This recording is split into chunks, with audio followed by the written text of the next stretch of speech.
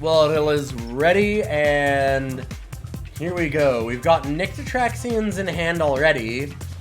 Only 2 power. Can't get to any of the merchants. My personal thought is that this has to be a mulligan. Let's let them know that they're ready to go. It's nice to have people just wait just a moment here before they do that. It looks like Waladil's keeping. Waladil does get to scout. They are on the draw. It's not a terrible hand to keep, especially the merchants plus Nyctotraxian is kind of the point, right? Just constantly like shift Nyctotraxian into the market and then draw it back. Which is a thing that I am well versed in. And Yanbetari with a Grodov Evangel. So we'll be seeing that come down fairly quick and start pressuring Waladil here. And it is going to be pressure because Waladil is not able to play anything for a little while. Like, the turn 2 Strangers right now are coming down on turn 3. And yeah, Combrei Stranger has to go to the bottom. You need to make sure that you're hitting power cards here. If Waladil's lucky, they'll top deck a regular Sigil and be able to play the Seed. I'm very concerned about Waladil's hand right now. They do get to Sabotage, which is fun. Get rid of Equivocate. Okay. And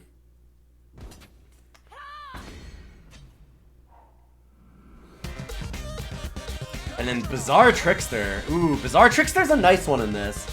Petition is a good top deck for Waladil if they're not going to hit power, because then at least they can get something else. Go for just a regular Shadow Sigil. I'm kind of surprised by that. I thought it would be a Crest, simply because of the fact that, like, they're not going to be playing anything else. It might as well be something that's depleted right now, huh? Oh, God. And Praxis Arcanum and going for Accelerate, which is always the scary mode, because you never know how awful that could be. Thankfully, Waladil does have the Krendon Merchant, so they're able to trade away Nyctotraxian, get the Diesel's Office, and they've got something that can kill whatever Yanbetari plays. Alternately, though, Yanbetari can decide not to play it and just start silencing and keep up the pressure.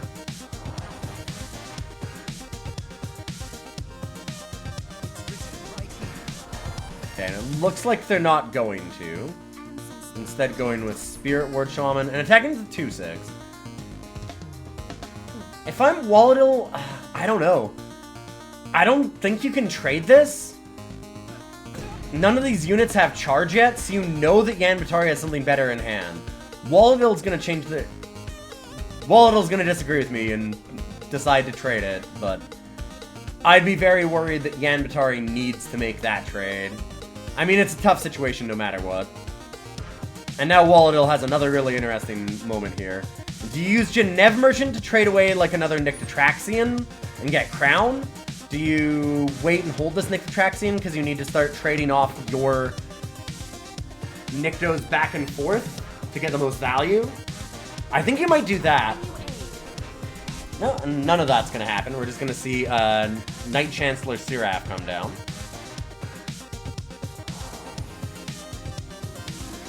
See, like, I'm a fan of Slam Merchant, get Crown, and just try and go big.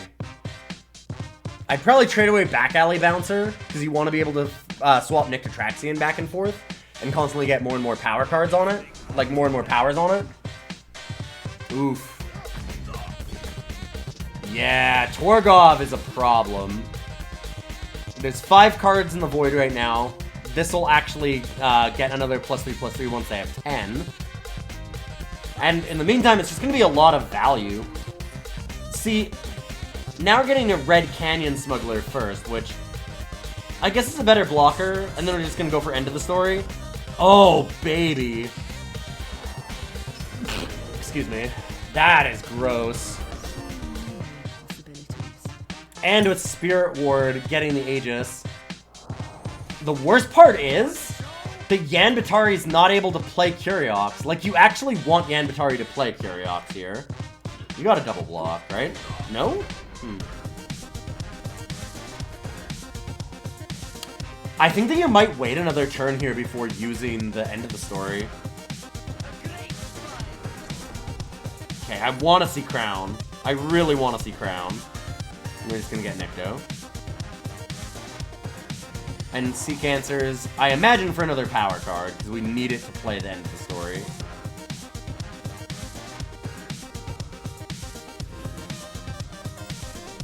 And then the big question here is, does Yanbetari have another power to play Curiox? Oh wait, they don't need it because of Praxis Arcanum. And then the other question is, will Yanbetari fall, ooh, for an end of the story? I think that Waladil needed to not do that. So here's the big problem. This has Aegis. I think that Waladil should have blocked with one of them and then left the other to attack and try and, like, swing at Praxis Arcanum and make it so that Yanbetari would maybe kill the Seraph, right? Like, let Seraph live and try and go for the full board clear. Because right now, it's a little dicey. I mean, with Dizo's Office, if you get a power card, it's still definitely possible to come out of this. Yeah, like, this is the problem. That's just the game. There's no outs here, right? Tough one. Waladil just needed another power card. If they had another one, they could have played either Nyctotraxion or they could have played Dizo's Office and just killed it. I think I would have gone for the try and... I don't know. It would have been tough either way. It's a tough one. Really tough situation there for our Nyctotraxion player for Waladil there. It's a thing that Nyctotraxion does. You live by the RNG and you die by the RNG. We're going to be watching Yanbetari this time and checking things out from their side.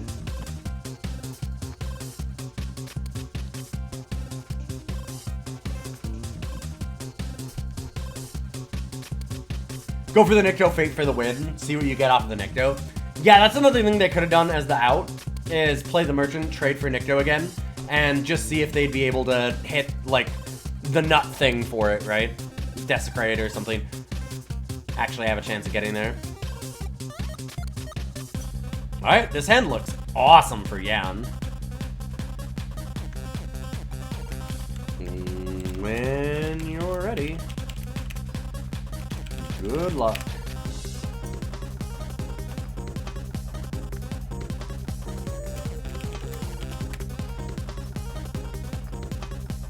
Yan threw that one back, huh? I guess it was slow. I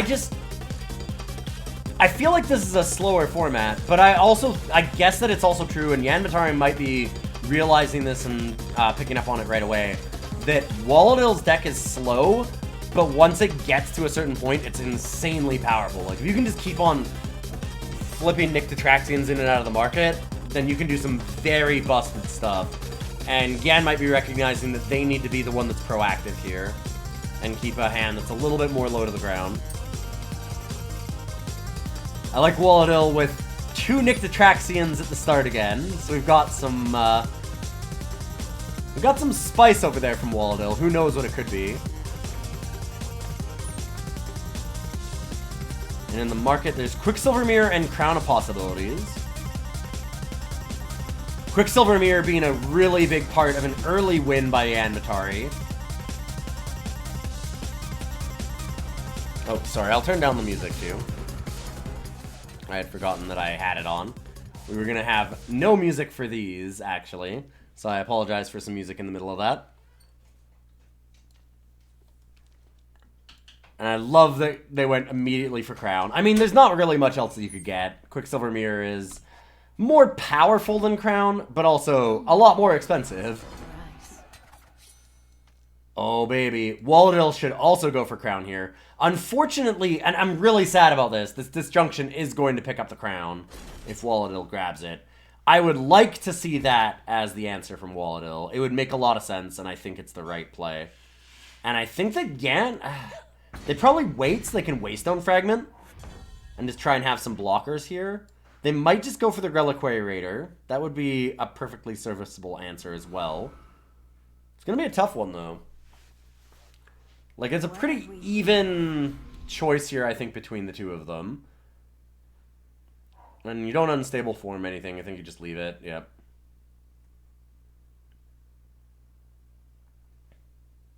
And Yan's just going to leave back everything so they can double block the 2-3 if they need it. And I have to imagine this is our ill-fated crown of possibilities from Waladil. Hey, Josh! Thank you for the 14 months! 14 months and still mad at this channel for introducing me to drywall. Oh man, Waladil just going for petition instead. And that's going to let Yanbetari here have 2 different obelisk effects. Just pump up their whole team a whole bunch. I imagine that Yanbetari might have really wanted to hit a power instead so they could get Sodi Wingbreaker down, because that card is absolutely terrifying in its power. No, they're going to just go for the crown, which is a fair thing to do. Like, there's not a lot of aggression that they can have, even if they play an obelisk. And Waladil goes for Memento Mori. And just puts another card on top.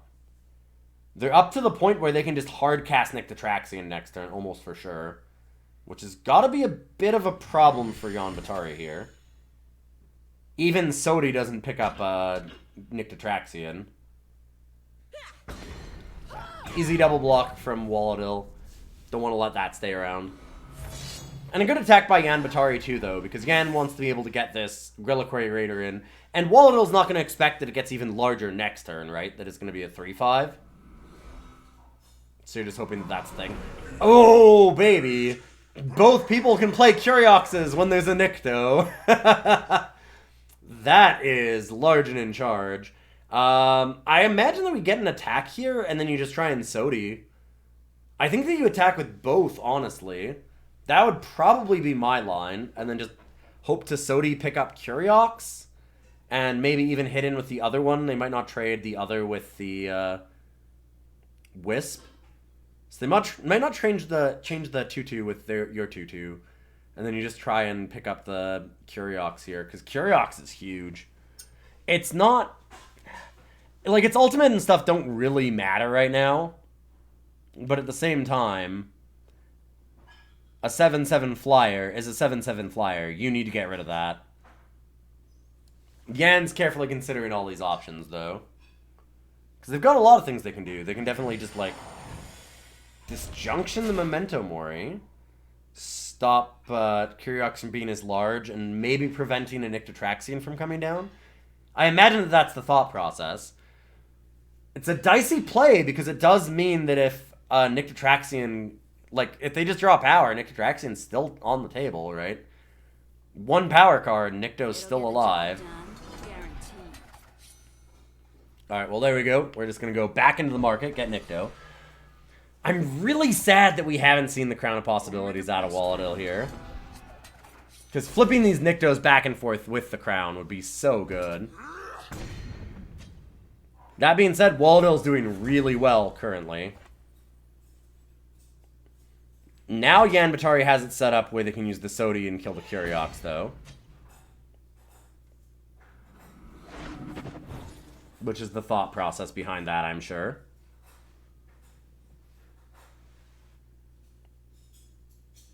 And now Clan Tactic's going to go underneath. I can't think that that would be a card that you need to keep here. Nope, decide to keep on top. The reason why I don't like that is that you've got Nyctotraxion waiting in the wings, and you know that, and that is not large enough to actually deal with Nyctotraxion.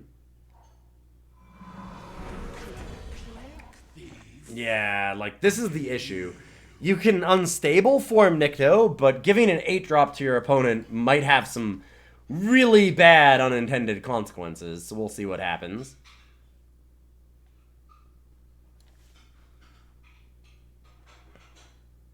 One moment.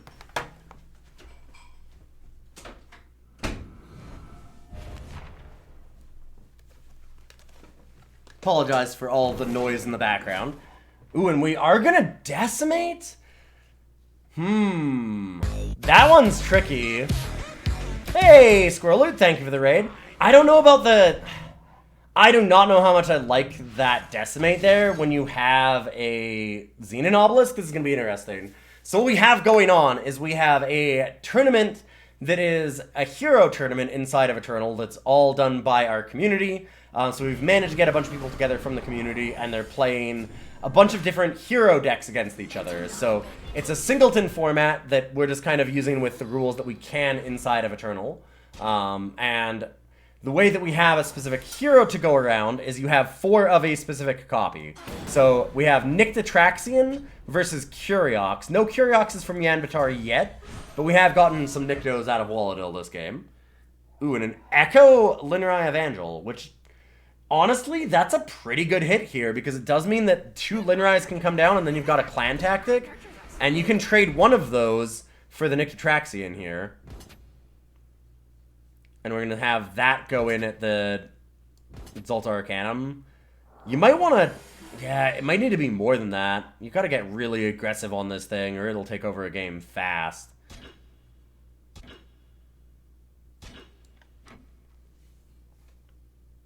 And we're going to get the double block on the Reliquary Raider. And... yeah, that's enough to keep the Zoltar Arcanum alive. So they're just going to choose to let it go to 1. Which is certainly not a problem.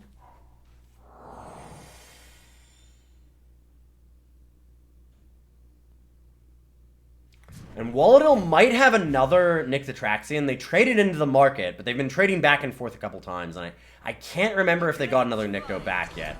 I don't think they had, actually. Yeah, okay, here it is. So Nycto out of the market again.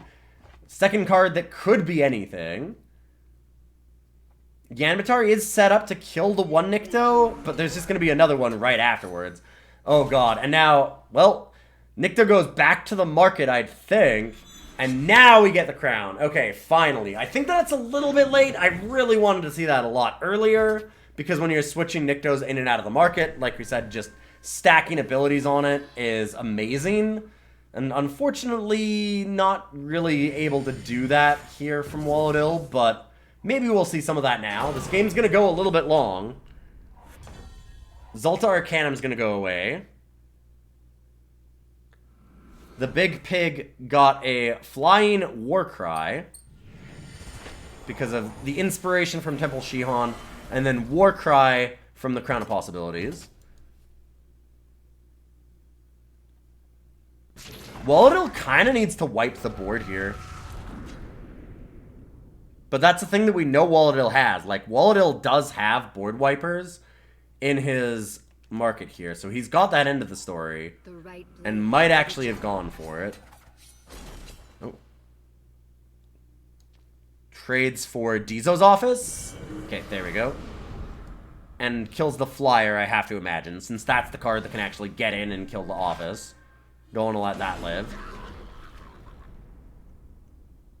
I'm worried about how much, like, trading out of the market Waladil's able to do at this point for that Crown of Possibilities to be, like, super worthwhile.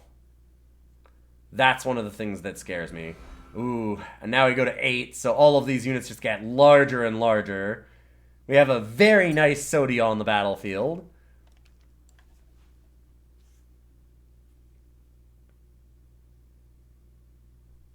And if I'm Yanbetari, do you just attack all out against Dizo's office? Not attacking Temple Shihan. Viewing that as more important than Sodi Wingbreaker. And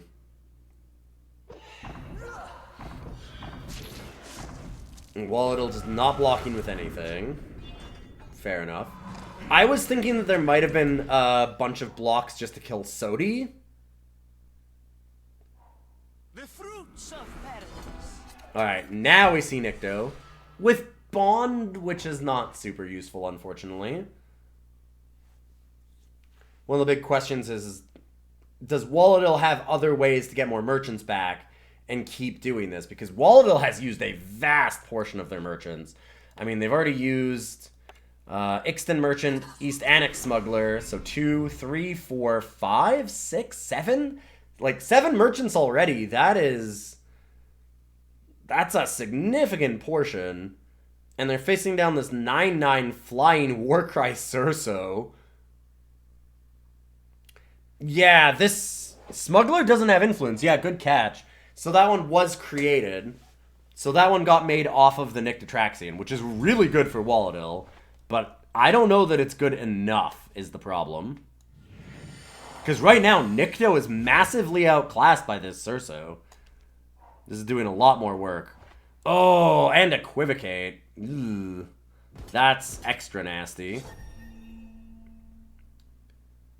And then Waladil with their own Equivocate made out of the Nyctotraxion. That's amazing. And it becomes an Obrak the Feaster, which... Oh, that's actually bad news for Waladil, because Obrak comes down, it can eat their own Earth Elemental, and they can just kind of keep slamming in with this massive flyer.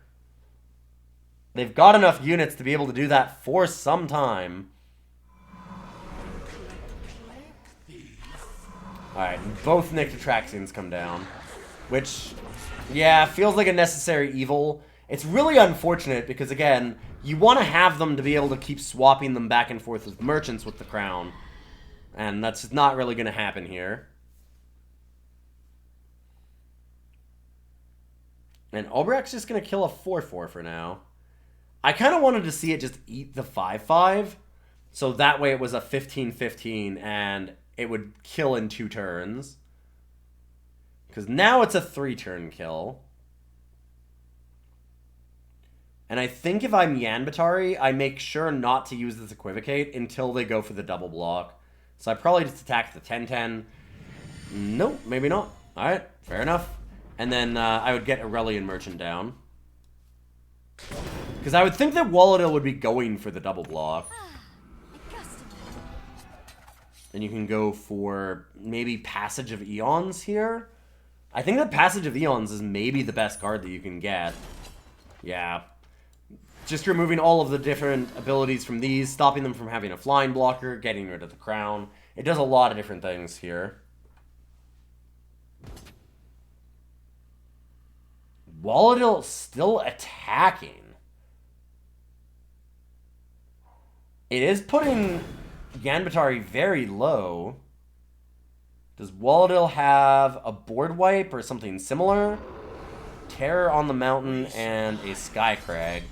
So that's going to be just enough for Waladil to sacrifice and then just swing in with the flyers and win the game.